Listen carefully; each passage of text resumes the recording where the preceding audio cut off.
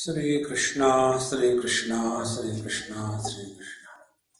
Gurur Brahma, Gurur Vishnu, Gurur Devo Maheshwara, Guru Sakshat Param Brahma, Tasmai Shri Gurave Namaha, Tasmai Shri Gurave Namaha. When we think about life, normally average people, meaning all of us, think life means only the experiences that we go through during the waking state. When people write their autobiography of a yogi, autobiography of Mahatma Gandhi, in that, they mention only what happened to somebody throughout the waking experience. But we also go through the dreams, the deep sleep, the samadhi. Every one of us goes through. But those things we don't take into account as if we have nothing to do with it. It is something like, trying to draw conclusions on the basis of incomplete data. Suppose you look at a person and look at his right leg, for example, and right leg has elephantitis. So only looking at the right leg, if you conclude that this man is very healthy, it will be wrong. See, friends, therefore, it is necessary for all of us to take into account all the aspects of life. The waking, the dream, the deep sleep and the samadhi. We have to take them into account. And therefore, we have to think in terms of who is operating when. So, in the waking state as we are now, it is our gross body which is main operator.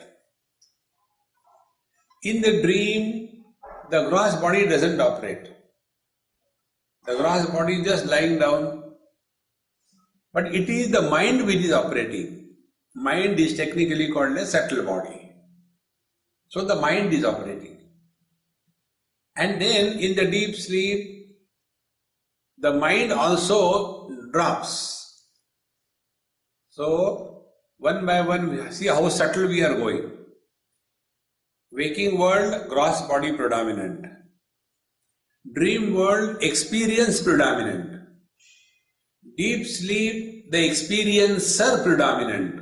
Therein, the experiencer has all the bliss. Therefore, everybody wants to go to sleep. And when we go to samadhi, in that samadhi, the experience is artificially created, not real. These are the 4 stages through which life is expressed. Now, till such time we are busy only with the waking world, we will be lost only in 2 problems of life, and those problems of life will be only pertaining to the things and the beings. Problems pertaining to the things are possessiveness, and problems pertaining to the beings is relations. And then these relations create all the problems in life. But we can always sort them out properly. For example, one lady or a man, he is at the same time the father as well as the son, or mother as well as the daughter, at the same time. To her parents, she is a daughter, and to her children, she is a mother. Now, between these 2, mother and the daughter, who is more miserable? We will come to know it is the mother who is more miserable, not the daughter. Now what is the reason? The reason is, to the mother the daughter belongs. To the daughters the mother possesses. See the difference in the relations? To my mother, I belong to my mother. And to my children, I possess them. Between these two relations, who makes us more miserable? Whenever we are possessive, we are miserable. When we belong, we are not miserable. See, friends, therefore, meditation is giving up this possessive aspect of our life and inaugurating the belonging aspect in our life. And this path is called as, in simple words, as devotion. A devotee always belongs to the Lord. See, yesterday we have seen one most important thing, how we got rid of this I by disidentification from the body. Now when somebody is practicing meditation or leading a good life, unknowingly one virus enters in his system. And that virus is called as Ebola. You know Ebola? इसने बोला, उसने बोला, क्यों बोला, किस लिए बोला. This I becomes very strong. And therefore such people, they are very nice and yet nobody wants them. There is nothing bad that you can see in them. They are perfectly good, nice people helping others, and yet everybody wants to avoid them. The reason is this stink of ego, the I, is extremely high in them. To get out of that, the second technique in meditation is invocation of devotion. Now devotion is not ringing the bell and troubling Bhagavan. See, there is no devotion. Devotion is, one example I will give you. I was in Badrinath and there used to be one Swami, and he was a very good friend of mine. And he was elder than me. This I am telling you about 20 years, 25 years before story. So, I used to stay in his ashram, in his dharamshala, and he never allows anybody to stay for more than 2 days or 3 days.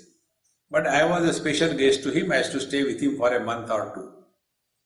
And every morning, I used to go to his room and we used to sit together for meditation.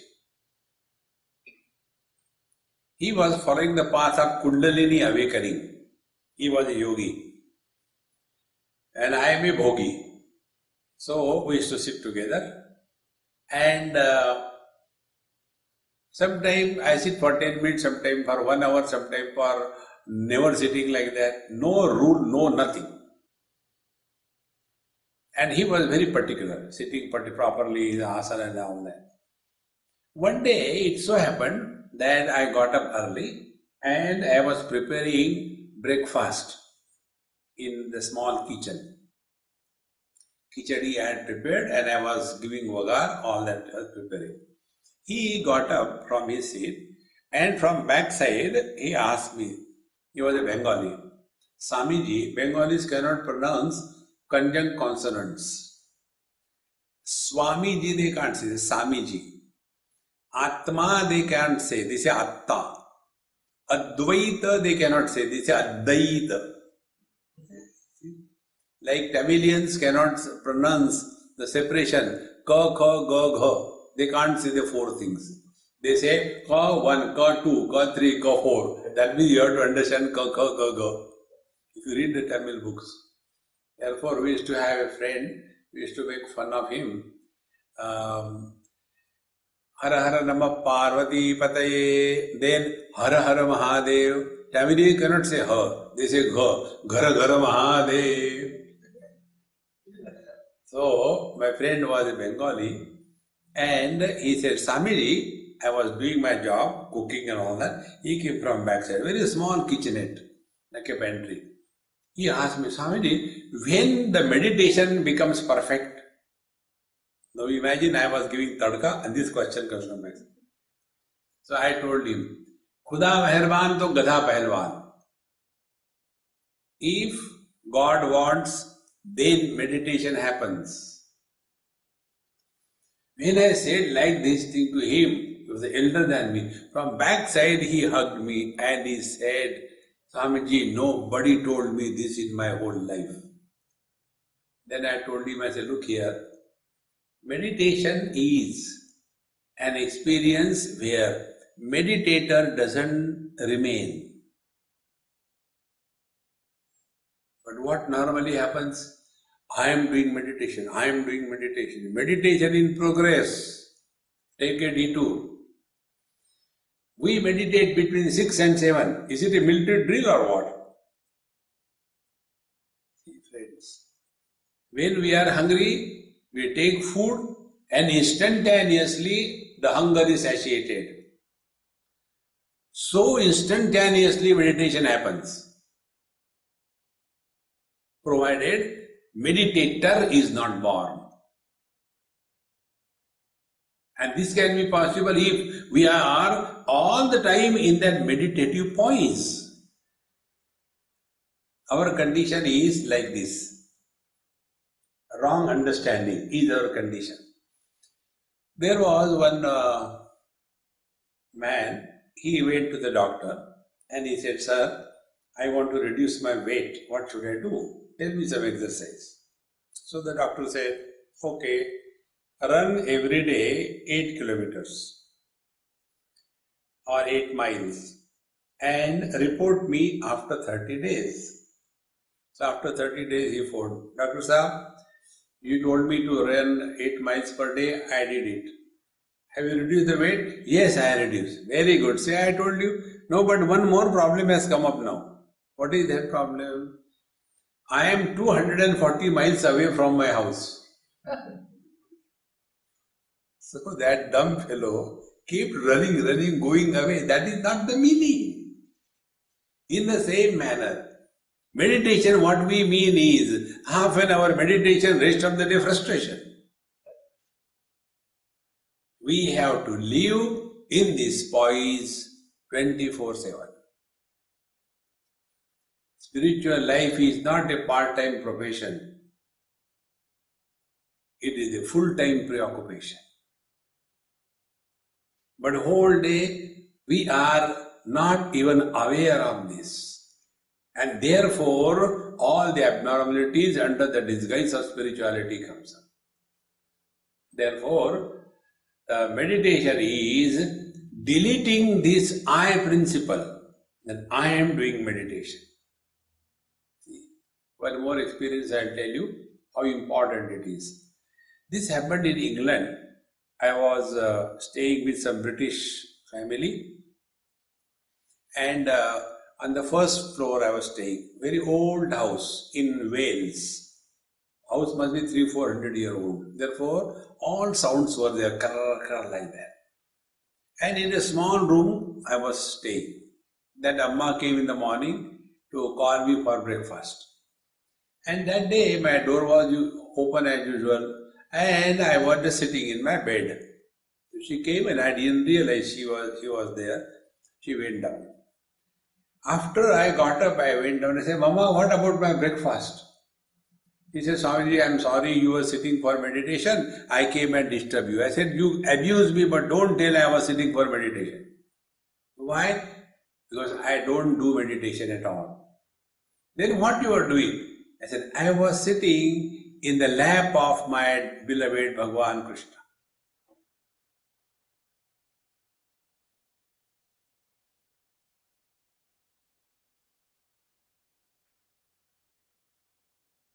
Sit in his lap. like a small candle light is very bright in the darkness. But when the same candlelight is kept in a blazing sunlight of the noon, that time the candlelight is not even seen. See, friends. Therefore, this principle of I do meditation has to disappear. And as you start understanding more and more about what happens, then we will come to know, for example, we all unknowingly know, but we do not know that we know. For us, meditation means what? Sitting quiet, closing the eyes. Instead of simplicity, why this particular process is naturally initiated? Because wherever there is gati, change, movement, there is samsara.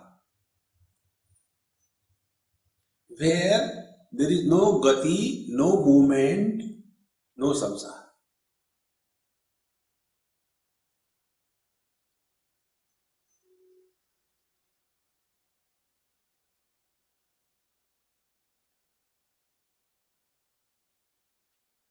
Morning sunrise, one event.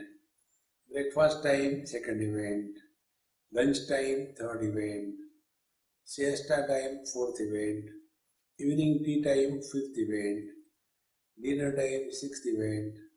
Going to bed, seventh event. Wake up in the morning, eighth event. It's a continuous process. In meditation, what is being attempted is arrest this movement.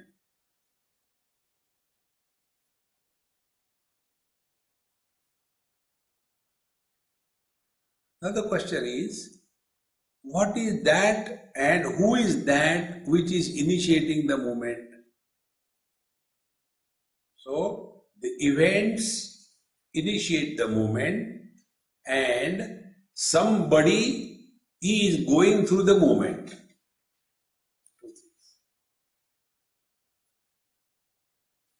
Therefore, the first step we have to consciously live is one after another the words come.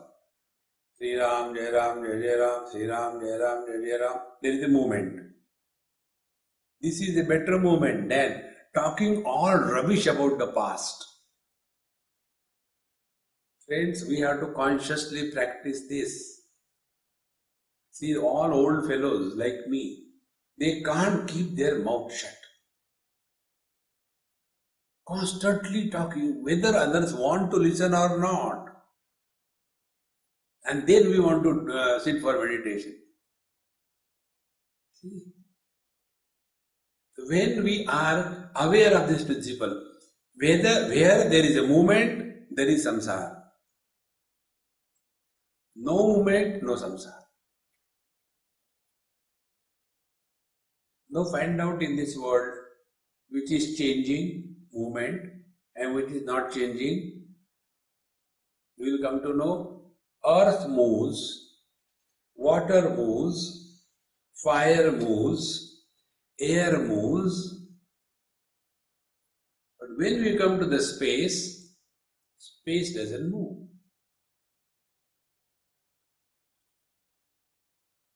So what will be the meditation?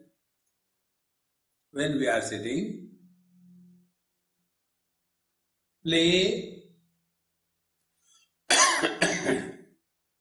space, space.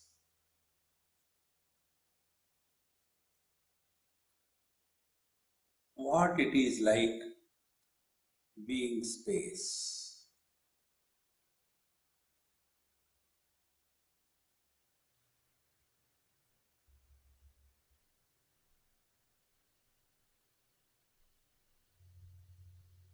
That which is finite alone can move. The infinite cannot move.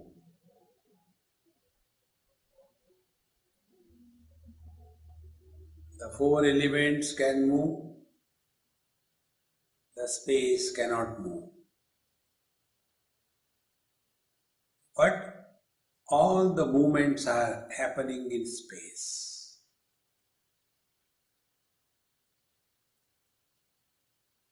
So, we simply play, not seriously, casually, what it is like space.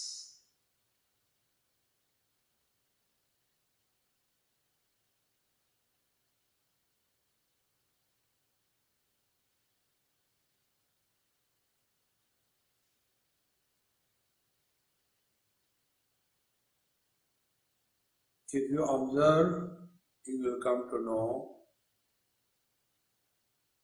playing space means we have already dropped the body.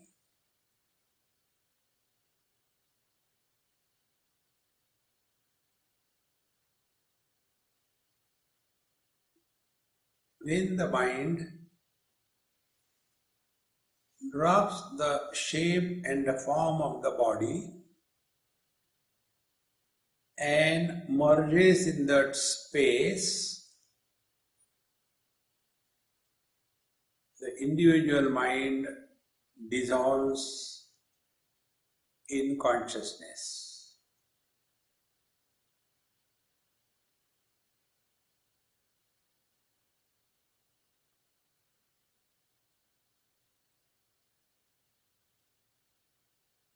Because consciousness with shape and form is mind, mind without shape and form is consciousness.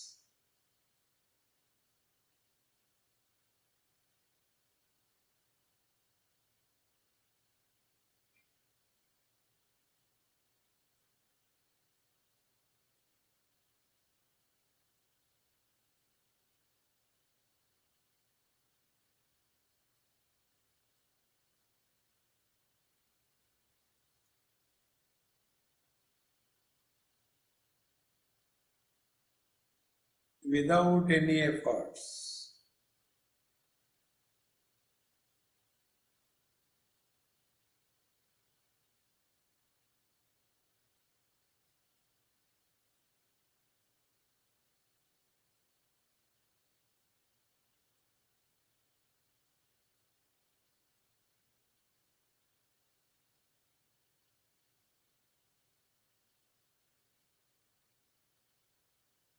The mind dissolves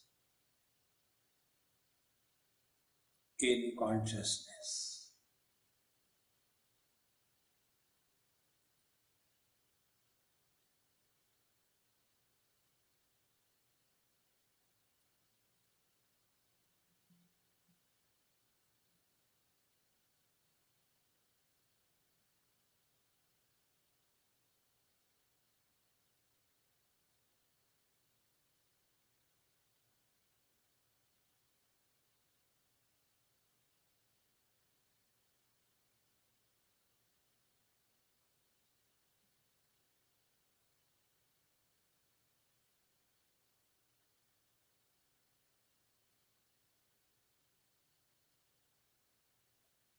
Knowledge with thoughts is mind, and knowledge without thoughts is consciousness.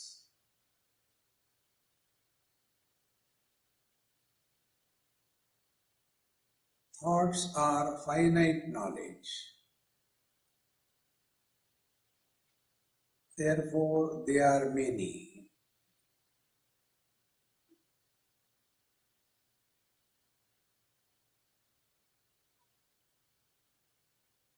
Absence of thought is one.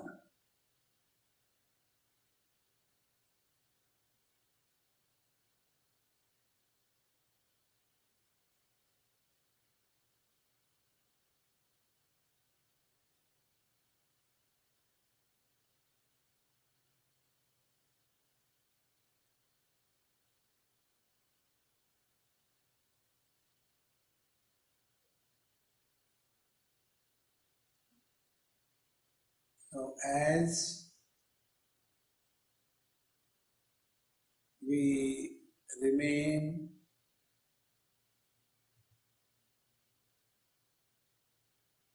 like the grass space, worldly things and possessions will stop bothering us.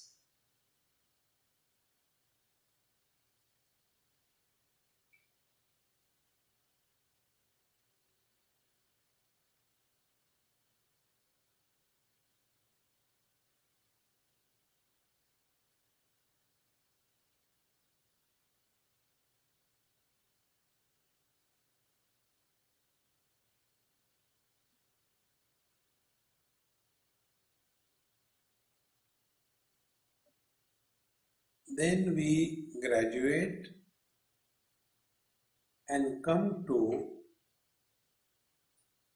the mental space.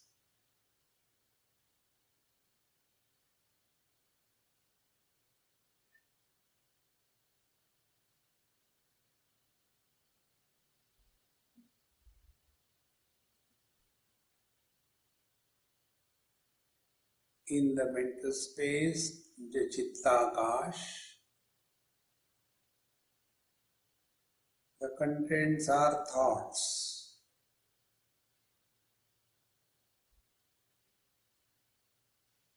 There is nothing like good thoughts and bad thoughts.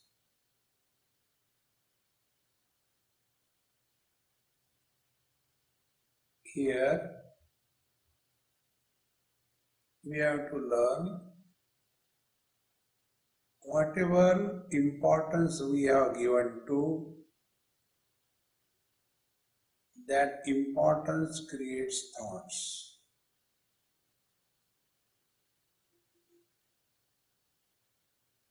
Therefore,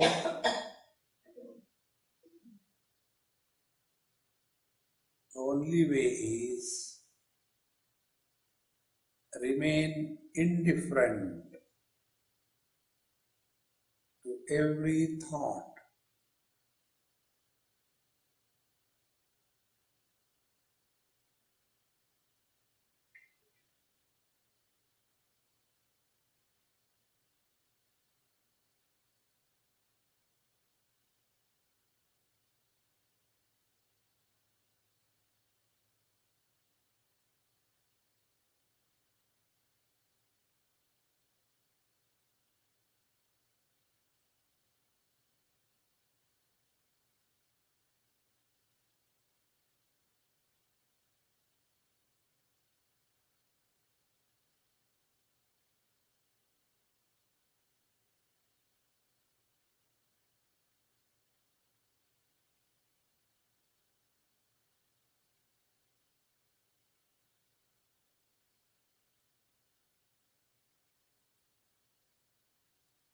Just see, we are doing nothing. In fact, it is a process of undoing and unbecoming.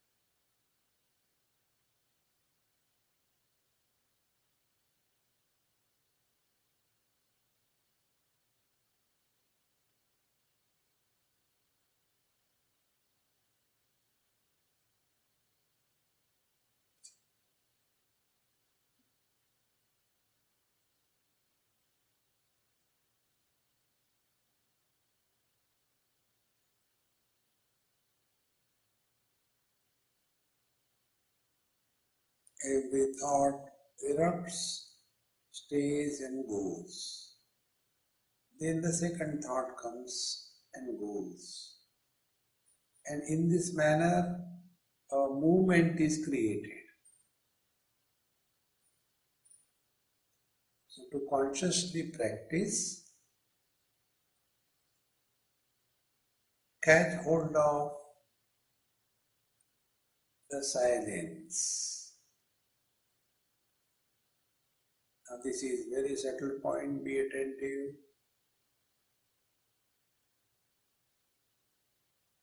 Two things are done at this stage. One, do not talk to yourself.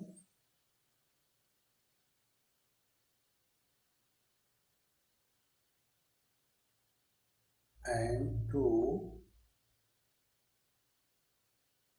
listen to the silence.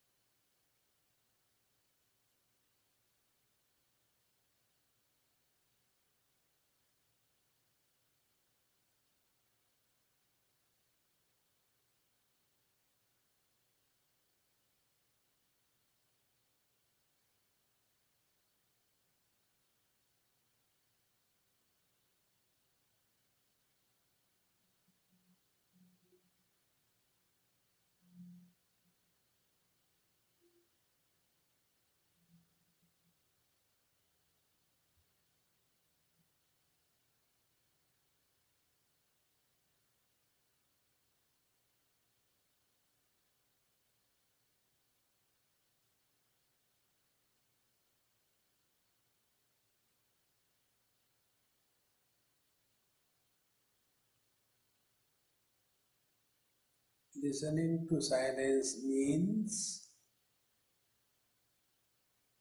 sounds do not bother us.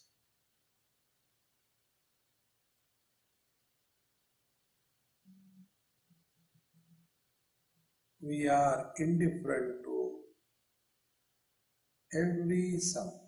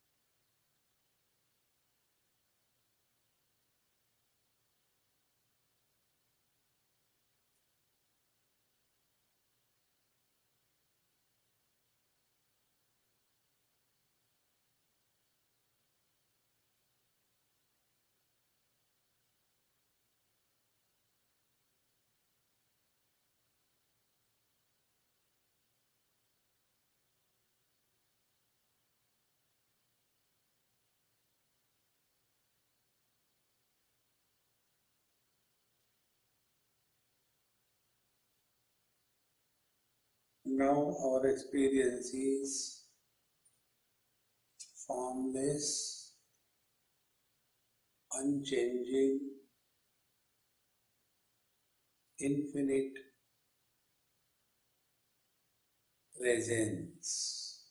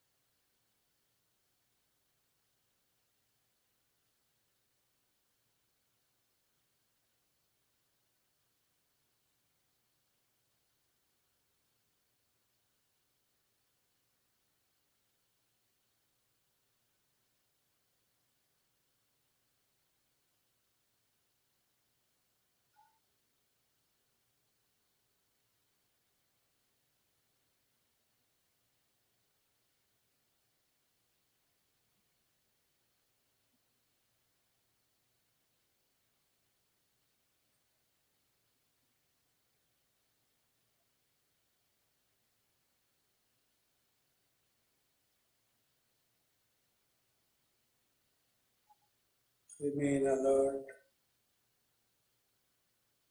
You are talking to yourself.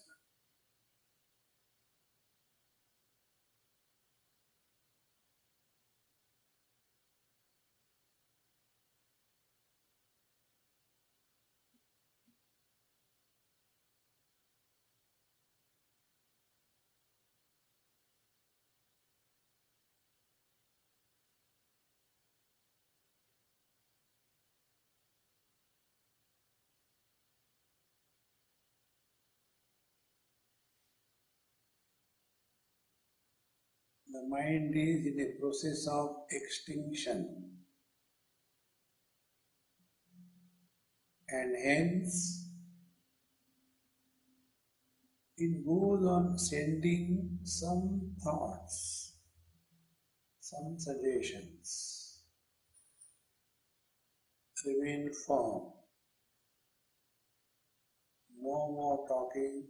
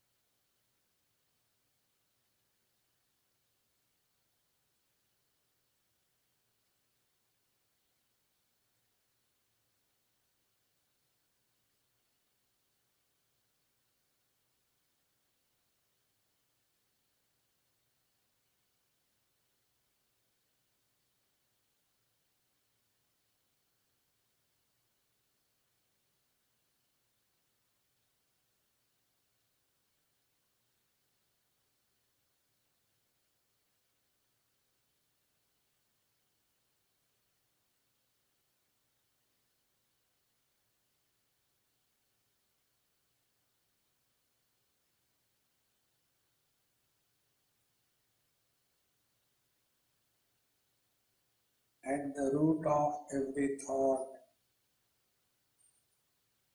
there is somebody sitting.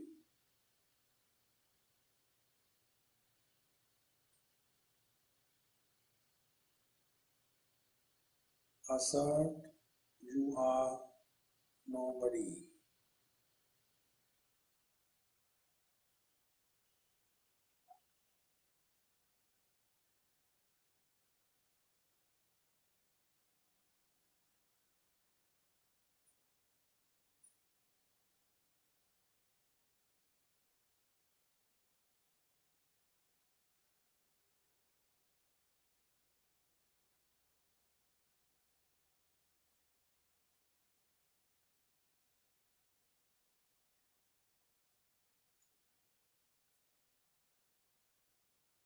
Take deep breath 2-3 times.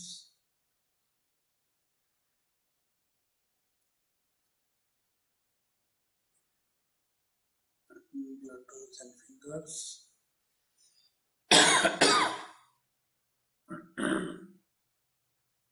And let us add some more data that will help us in remaining effortlessly silent.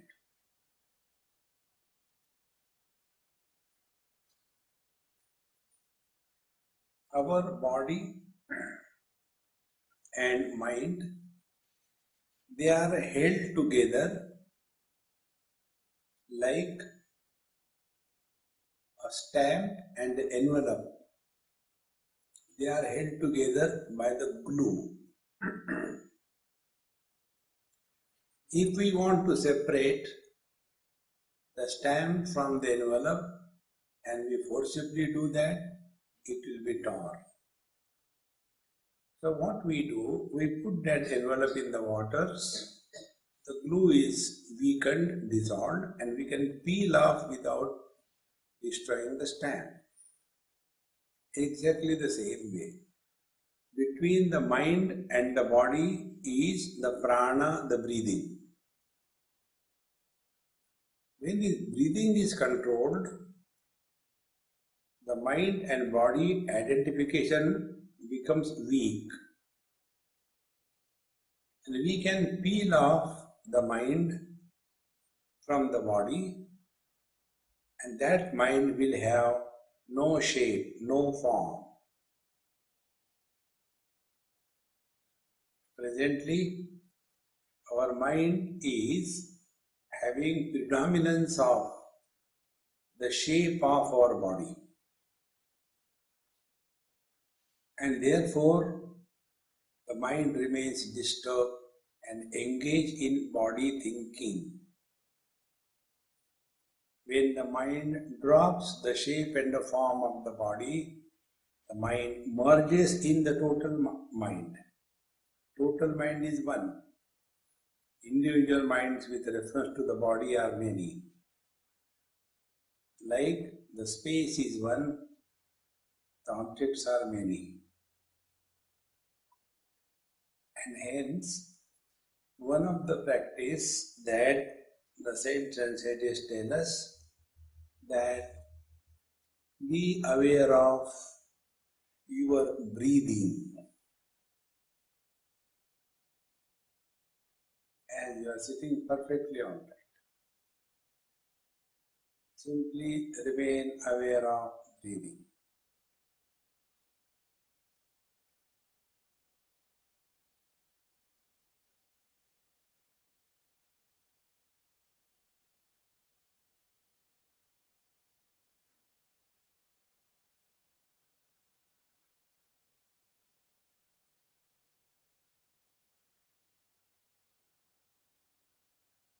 See, your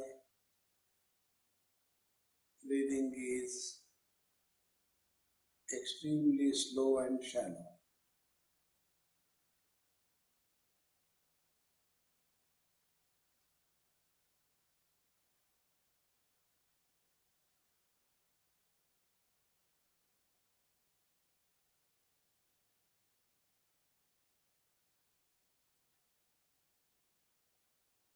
This slow and shallow breathing,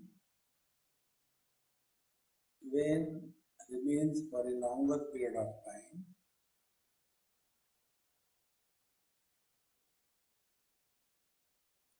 to that extent, the mind and body separation becomes evident.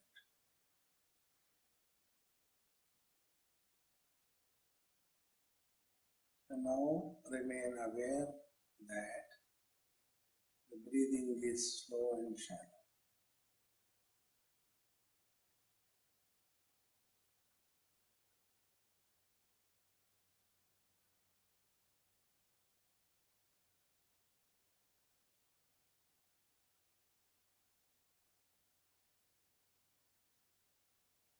Don't concentrate on anything. Simply remain aware that breathing is going on.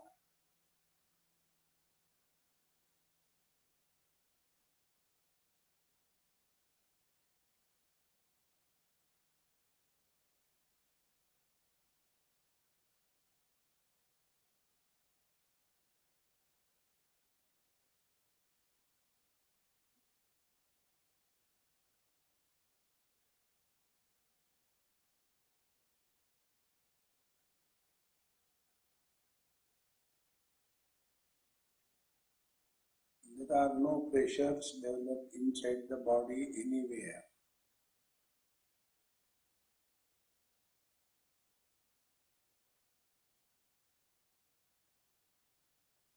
Either we give importance to any form, any sound, any smell.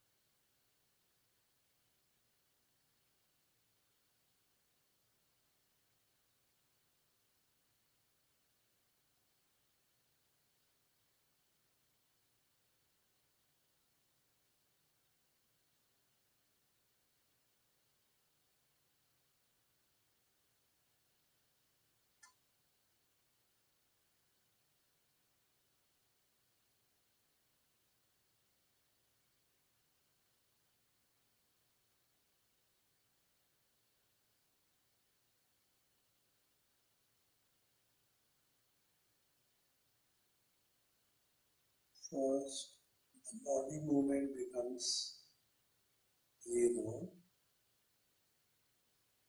Then the breathing becomes slow and shallow. Then the mind remains almost thought-free. As a result, all efforts, achievements, failures associated with somebody, that also disappears.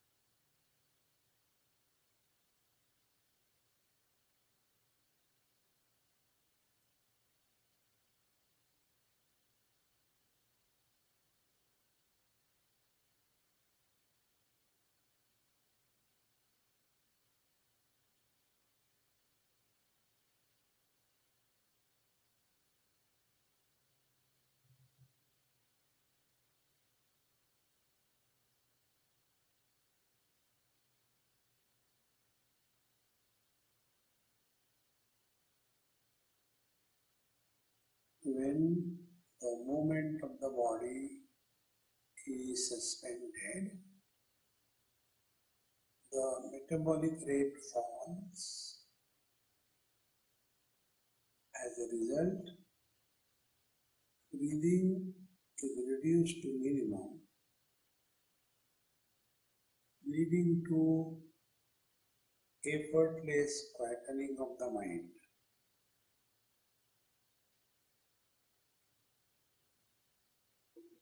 Hence, a person who is not too agile, aggressive, while dealing day-to-day activities,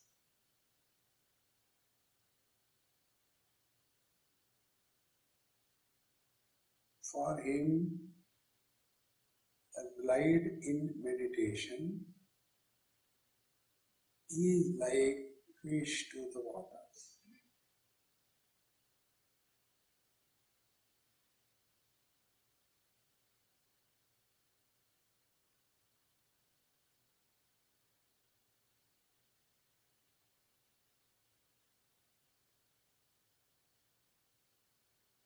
This poise is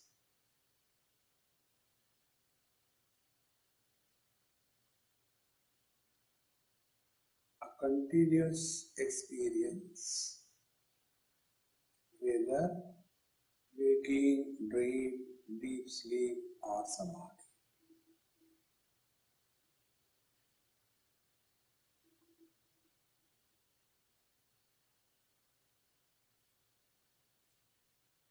To speak of this experience, according to Gita, will be the waking experience happens, but the waker is not born. The dream experience happens, but the dreamer is of no consequences. The deep sleep experience happens when there is nobody sleeping. The samadhi experience happens, but it doesn't end or begin. This continuous, unbroken presence is our natural state. Living as that is living in meditation. This is the experience that meditation is. Meditation doesn't give any other experience. Meditation is an experience without an experiencer. Take a deep breath 2-3 times and see how the body is included in the mind. Move the toes and fingers. Now the concept that I am inside the body, the world is outside, has become real.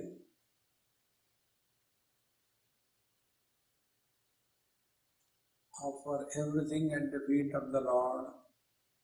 He only did everything. We are nobody. Om Purnamadaha Purnamidam Purnat Purnamudachyate Purnasya Purnamadaya Purnameva Vashishyate. Om Shanti Shanti Shanti. Hari Om. Sri Gurubhyo Namaha. Hari Om.